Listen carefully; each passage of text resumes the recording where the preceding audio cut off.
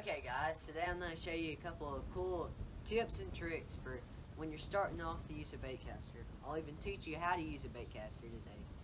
So, I hope you enjoy the video. Okay guys, right now we're sitting on my porch and I'm going to show you something, a cool trick that I learned that can help you before you actually start using your baitcaster without any tricks or anything.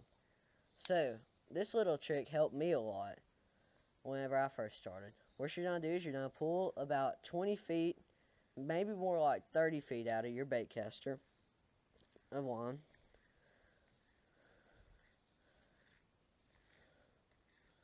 Go a little further.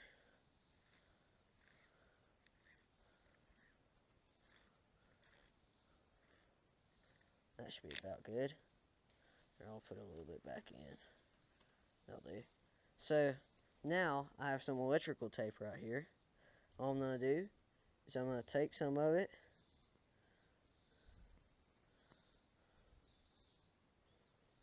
Oh, I'm going to work on it now. Pull it up. I'm going to cut off about 1 inch or so. Like this. I'm just going to take it and I'm going to put it on the edge of my line and I'm going to wrap it around.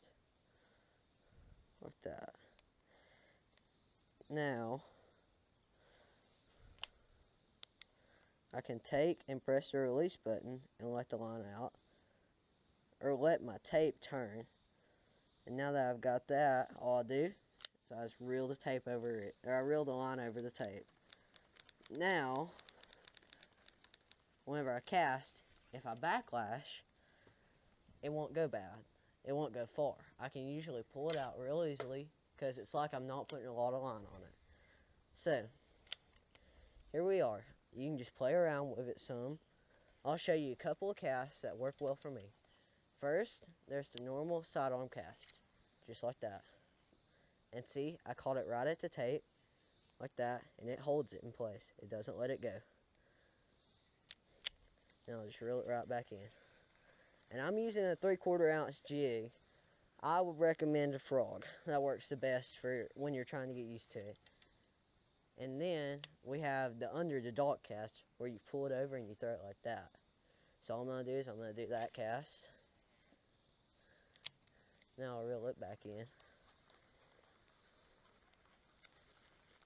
And then we have the cast to where you're pushing it from your other arm. But you're not going to push it over here. All you're doing is you're holding it and you're just flicking it. So I'll show you. You just hold it right here and then you just push it like that. See, your dominant hand's doing all the work in that. All you're doing with your opposite hand is just holding it. And once you get used to it, you'll be able to aim. But until you get used to it, it'll take some practice and stuff, but that tape will help you a whole lot. Like here, I'll show you. I'll get a backlash here in a second, and I'll show you how much that tape really helps. I'll show you how to take out a bird's nest too. If I had my monofilament set up out here, it'd be a lot easier. I got my braid. Okay, so there's a backlash right there. Most of the time you can just pull it out like that. But sometimes it'll get looped over and you have to yank at it. But if you take your time and you watch it, you'll find the loop and it's easy to do it. And this is not like a spinning reel. I'll show you how to take out a backlash here in a second if I can get a good one. Let's see here. I'll just get me a good backlash. There's you a good backlash right there. See, now I'm all going to do is I'm just going to pull it out. See, there's the loop right there. You just pull the loop and you keep going just like that. And see, it's flat now.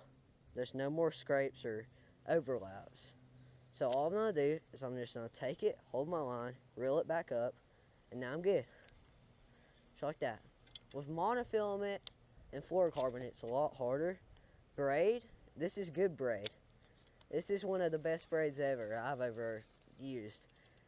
It's actually the Academy brand. It's the off brand. It's not even Power Pro or anything like that. See, that's a good backlash. All I do is I just pull. I see the loop right there. Pull the loop out. Keep going. Just like that. There you go. It's all flat again. See? all perfectly lined. And there we go. All you gotta do is just reel it back up. It's real simple. And I would recommend starting on monofilament, then you can work yourself to fluorocarbon, then braid. Easiest thing to start off with on bait casters is monofilament.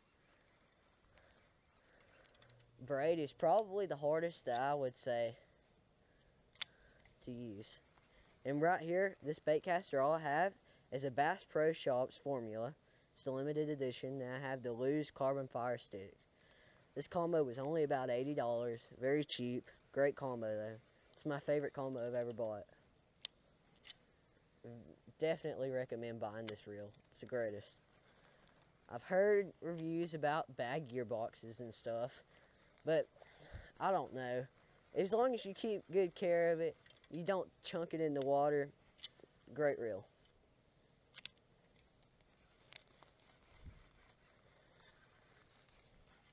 Then once you get used to throwing your baits on your side, you can eventually throw them overhead, like that. See, I spooled all the way down to the tape right there. That's fine. That's fine. And if I were you, I would put the tape on a little bit shorter. I wouldn't make so much room. I would get it to where if you backlash, it'd be really easy to get out. Helps a lot though. And once you get more used to it, it'll be so much better. One other thing I would recommend doing is you can set out a tire or a stump, find something that you can aim at, and just keep flipping at it until you finally get there. Like right over there, there's those flowers. Know how well you can see them, but I'm aiming for that. I just keep going until I hit it. And then once I hit it about 5 or so times, I scoot back, go a little further. Just keep going until you get used to it. Like that. And the jig is probably the hardest bait to cast. So, thanks for watching the video. I hope you enjoyed it and learned a little bit of something at least. Don't forget to like and subscribe and drop a couple comments too. Helps me a lot too. And I'll see you in the next video.